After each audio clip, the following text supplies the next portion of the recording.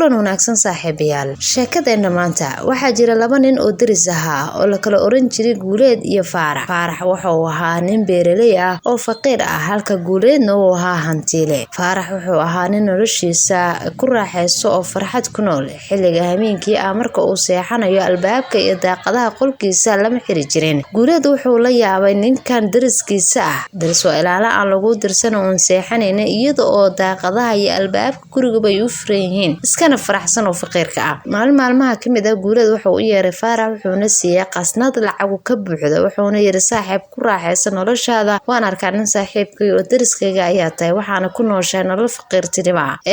Aad ayuu u farxay uuna soo qaatay lacag. Maalintii oo dhan lacagtaas uu kulkulinayay ayaa waxaa la gaaray habeenkii xilliga jeefka laakiin ma baseexan karo. Xitaa daaqadihii albaabka guriga ayuu xiray si lacagtaas uga taxadaro. Laakiin weli ma seexan karo oo waxa uu ka fikirayaa lacagtaani arma laxada armatu ku soo dhaca hurdo dhan habeenkii kama soo dhicin. Markii oo waagii bariyay ayuu lacagtii isagoo wada wuxuu u geeyay saaxiibkiis Guuleed wuxuuna yiri saaxiib qaali waxaan ahay qof faqiir ah. Lacagtaadu waxay ii diiday farxadii aan haystay lacagtaada iga qaado farxadii ay iga dhumisay. Sheekadan waxaan ka dhaxli karnaa lacagtu inaysan farxad ku sii karin ama aad farxad ku iibsan karin laakiin farxadda aad lacag ku iibsan karto.